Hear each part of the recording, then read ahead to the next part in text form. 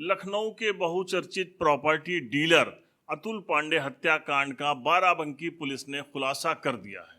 ये खुलासा बहुत ही चौंकाने वाला है। इसमें जो अभियुक्त गिरफ्तार हुआ है, उसने जो हत्या के पीछे उसकी जो मंशा रही, वो हमारे जो सामाजिक ताना बाना है उसके ऊपर एक बड़ा कुठारघात है।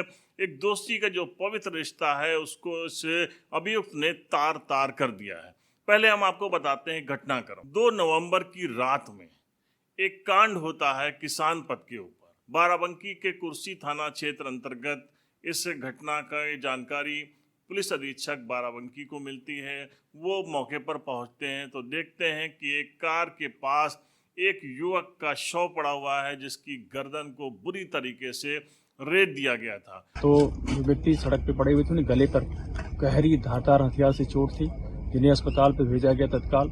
यहाँ डॉक्टर उनको मृत घोषित कर दिया है।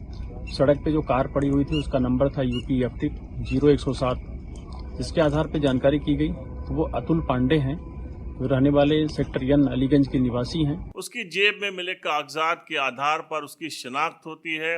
लखनऊ के रहने वाले होम्योपैथिक डॉक्टर का ये पुत्र था अतुल पांडे, जो कि प्रॉपर्टी डीलिंग का काम करता था। कुछ समय पहले ही इसके बड़े भाई की मृत्यु हुई थी हार्ट अटैक से।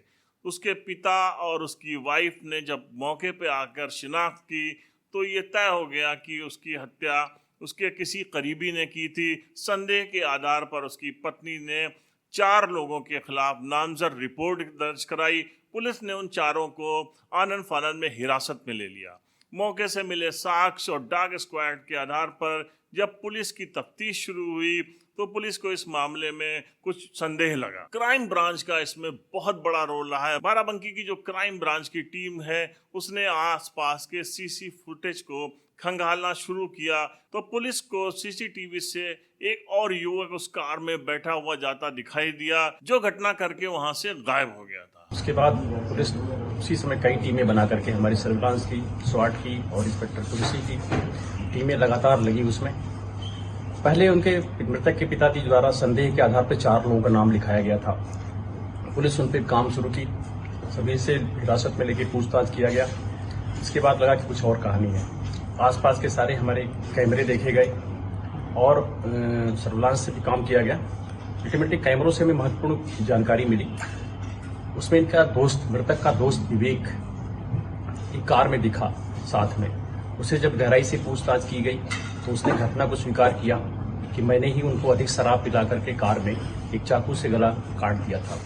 घटना के पीछे की वजह उसने बताया कि उसकी बहन की शादी में मृतक द्वारा 60,000 रुपया दिया गया था, जिसमें 40,000 रुपया दिया जाना भी बाकी था और ये देने में देर कर रहा था। इसको लेकर के मृतक ने एक बार इसके घर पे ही सार्वजनिक तौर पर इससे गाली गलौज किया था, बेइज्जती महसूस किया था इसने उससे। उस बेइज्जती से आहत था, लेकिन संबंध नहीं तोड़ा और उसी बात से कुपित था और उसी प्लानिंग के तहत इसने ये हत्या किया था। इससे हमें काफी महत्वपूर्ण एविडेंस भी मिल गई है, जिसे कोर्ट में प्रस्तुत करेंगे और निश्चित तौर पे इसमें सजा मिलेगी। हमारी टीम जो लगी हुई थी, सभी ने इसमें बड़ा सराहनीय कार्य किया। 2 दिन के अंदर ही वर्कआउट हुआ और इस घटना में शामिल सभी लोग जो थे उनसे समय से पूछताछ भी किया और जो मेन एक्यूज था जिसने घटना की, उसको गिरफ्तार किया गया है। इसके लिए टीम को नगद धनराशि 10,000 रुपये से पुरस्कृत की गई। विवेक ने इसलिए घटना को अंजाम दिया कि वो उधार दिया था अतुल पांडे ने। मतलब कितना बड़ा सवाल हो गया। लोग दोस्तों की मदद करते हैं और उसके बाद उनको उधार देते हैं, वो भी उसकी बहन की शादी में।